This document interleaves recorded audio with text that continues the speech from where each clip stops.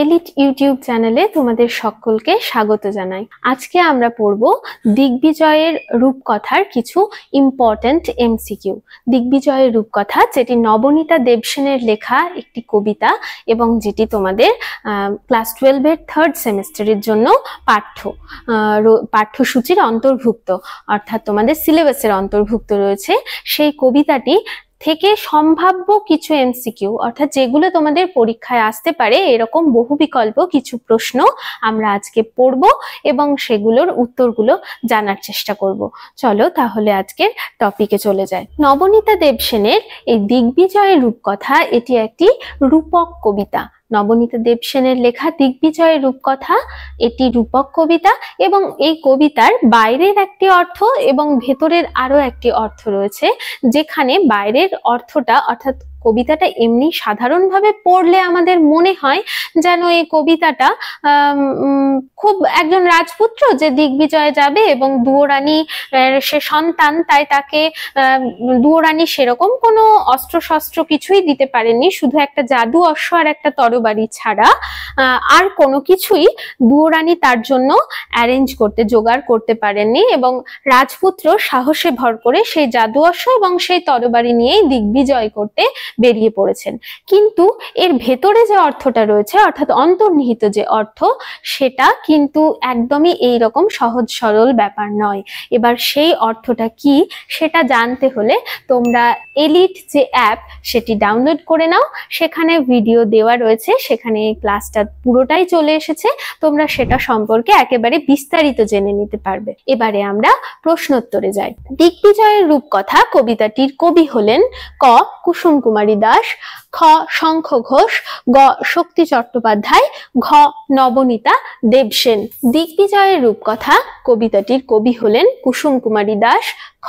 শঙ্খ ঘোষ, গ. শক্তি চট্টোপাধ্যায় নাকি ঘ. নবনীতা দেবসেন? অবশ্যই এর উত্তর ঘ. নবনীতা দেবসেন।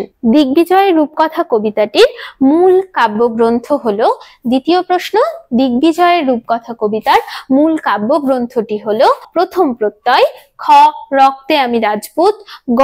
আমি অনুপম নাকি ঘ. স্বাগত দেবদূত?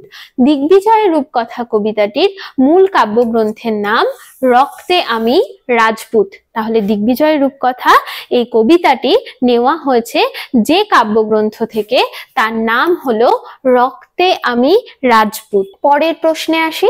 দিগ্বিজয়ের রূপকথা হলো একটি ক. নীতি কবিতা, খ.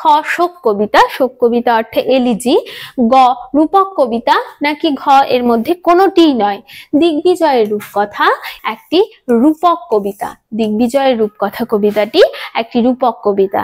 তোমাদেরকে বলছিলাম যে দিগ্বিজয়ের রূপকথা এই আপাত নিরীহ 10 লাইনের একটি কবিতা পড়তে গিয়ে আমাদের মনে হয় রূপকথারই কোনো একটি প্রসঙ্গকে নিয়ে নবনীতা দেবসেন খুব সহজ একটি কবিতা লিখেছেন, কিন্তু এর অন্তর্নিহিত অর্থটা কিন্তু একদমই আলাদা।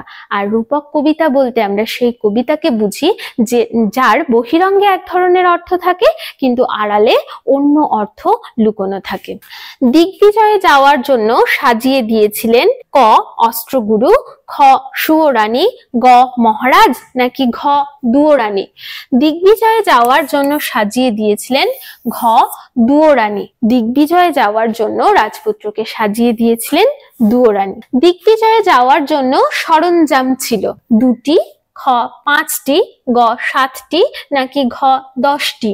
দিগ্বিজয়ে যাওয়ার জন্য মোট সরঞ্জামের সংখ্যা ছিল ক. 2টি। দিগ্বিজয়ে যাওয়ার জন্য মোট সরঞ্জামের সংখ্যা ছিল 2টি। কবিতায় রাজপুত্রের আড়ালে যার কথা বলা হয়েছে, কবিতায় রাজপুত্রের আড়ালে যার কথা বলা হয়েছে তিনি ক. নারী, খ. শিশু, গ. পুরুষ নাকি ঘ. এর মধ্যে কোনোটিই নয়? কবিতায় রাজপুত্রের আড়ালে যার কথা বলা হয়েছে তিনি হলেন আসলে একজন নারী। একজন নারীর কথা নবনীতা দেবসেন তার দিগ্বিজয়ের রূপকথা কবিতার মধ্যে আলোচনা করেছেন। প্রথম সরঞ্জামটি ছিল প্রথম সরঞ্জাম অর্থাৎ দিগ্বিজয়ে যাওয়ার জন্য, অর্থাৎ সমস্ত পৃথিবীকে জয় করতে যাওয়ার লক্ষ্যে যে সরঞ্জাম, যে দুটি মাত্র সরঞ্জাম দেওয়া হয়েছিল তার মধ্যে প্রথম সরঞ্জামটি ছিল ক ধনুক, খ শিরস্ত্রাণ, গ জাদু অশ্ব নাকি ঘ কবচ কুণ্ডল। প্রথম সরঞ্জামটি ছিল গ জাদু অশ্ব। দিগ্বিজয়ে যাওয়ার জন্য প্রথম সরঞ্জাম ছিল জাদু অশ্ব। দ্বিতীয় সরঞ্জামটি ছিল ক একটি ঘোড়া, খ একটি তরবারি, গ একটি বল্লম নাকি ঘ একটি তীর ধনুক। দিগ্বিজয়ে যাওয়ার জন্য যে দ্বিতীয় সরঞ্জাম সেটি হলো একটি তরবারি। দিগ্বিজয়ে যাওয়ার দ্বিতীয় সরঞ্জাম ছিল একটি তরবারি। এবার তোমাদের আগেই বললাম যে কবিতাটি যেহেতু রূপক কবিতা, সুতরাং এখানে জাদু অশ্বের আড়ালে কি বলা হয়েছে বা তরবারির আড়ালে কি বলা হয়েছে সেটা ভালোভাবে বুঝতে চাইলে এলিট অ্যাপে দেওয়া ভিডিওটি তোমরা দেখে নিতে পারো। রাজপুত্র পৌঁছে যাবে কোথায়? খরজুরের দ্বীপে, দারুচিনি দ্বীপে, গ সবুজ দ্বীপে নাকি ঘ মায়া দ্বীপে। রাজপুত্র পৌঁছে যাবে ক খরজুরের দ্বীপে। রাজপুত্র কোথায় পৌঁছে যাবে? রাজপুত্র পৌঁছে যাবে খরজুরের দ্বীপে। পরের প্রশ্ন, কবিতার পংক্তি সংখ্যা। এই কবিতার পংক্তি সংখ্যা হলো ক 8, খ 10, গ 14 নাকি ঘ 16। কবিতাটির পংক্তি সংখ্যা হলো খ 10। কবিতার পংক্তি সংখ্যা হলো 10। পরের প্রশ্ন, জাদু অশ্ব মরুভূমিতে হয়। ওই যে প্রথম সরঞ্জামের কথা বলা হয়েছিল জাদু অশ্ব, এই জাদু অশ্ব মরুভূমিতে হয় ক মরুদ্যান, খ উট, গ পক্ষীরাজ নাকি ঘ জল। জাদু অশ্ব মরুভূমিতে হয়ে যায় উট। আমরা জানি মরুভূমির জাহাজ বলা হয় উটকে, এবং এই কবিতার মধ্যেও আমরা দেখি যে জাদু অশ্ব মরুপথে হয়ে যায় উট। জাদু অশ্ব মরুভূমিতে হয় উট। কবিতায় জাদু অশ্ব হলো ক উট, খ পক্ষীরাজ ঘোড়া, গ আত্মবিশ্বাস নাকি ঘ ভালোবাসা। কবিতায় জাদু অশ্ব বলতে বোঝানো হয়েছে আত্মবিশ্বাস। জাদু অশ্ব বলতে বোঝানো হয়েছে আত্মবিশ্বাস। এবার তোমাদের প্রশ্ন হতে পারে এটা আত্মবিশ্বাস কেন? এটা বুঝতে হলে অবশ্যই তোমাদেরকে কিন্তু ভিডিওটি দেখে নিতে হবে, এবং স্টাডি মেটেরিয়াল সেখানে আরো অনেক প্রশ্নের উত্তর, এমসিকিউ বা তোমাদের ডাউট ক্লিয়ার করার জন্য অনেক কিছু তোমরা পেয়ে যাবে। সেগুলো কোথায় পাবে? অবশ্যই এলিট অ্যাপে। মন্ত্রপুত অসি হলো ক আত্মবিশ্বাস, খ তলোয়ার, গ ভালোবাসা নাকি ঘ ঘৃণা। মন্ত্রপুত অসি অর্থাৎ মন্ত্রপুত অসি বলতে যদি এটার আক্ষরিক অর্থ করো তাহলে তলোয়ার বোঝায়, কিন্তু তলোয়ার বা তরবারি এখানে মন্ত্রপুত অসি বলতে এখানে তলোয়ার বা তরবারিকে বোঝানো হয়নি। মন্ত্রপুত অসি বলতে এখানে বোঝানো হয়েছে গ ভালোবাসা। নবনীতা দেবসেনের লেখা প্রথম কাব্যগ্রন্থের নাম। নবনীতা দেবসেনের লেখা প্রথম কাব্যগ্রন্থ হলো ক রক্তে আমি রাজপুত, খ আমি অনুপম, গ প্রথম প্রত্যয়, ঘ নটি নবনীতা।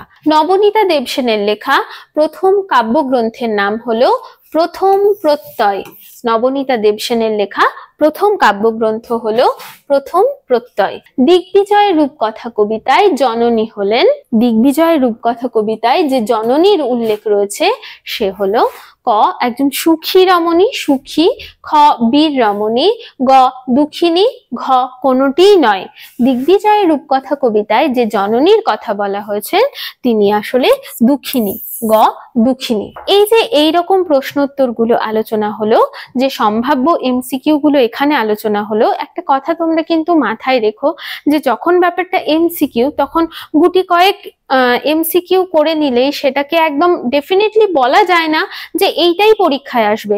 এর জন্য আরো অনেক প্র্যাকটিসের প্রয়োজন হয়, আরো অনেক এমসিকিউ অনুশীলন করার প্রয়োজন হয়। তো তোমাদের এই কথা মাথায় রেখে এলিট অ্যাপে তোমাদের জন্য এমসিকিউ এর টেস্টের ব্যবস্থা রয়েছে, তোমাদের জন্য ভিডিও রয়েছে, তোমাদের জন্য স্টাডি মেটেরিয়াল রয়েছে, ফুল ক্লাস তোমরা সেখানে পেয়ে যাবে।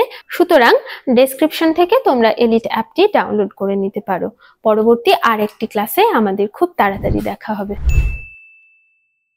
এই ধরনের এডুকেশনাল ভিডিও আরও দেখতে চ্যানেলটিকে সাবস্ক্রাইব করে এলিট পরিবারের মেম্বার হয়ে যাও। Thank you so much and always remember, knowledge worth sharing.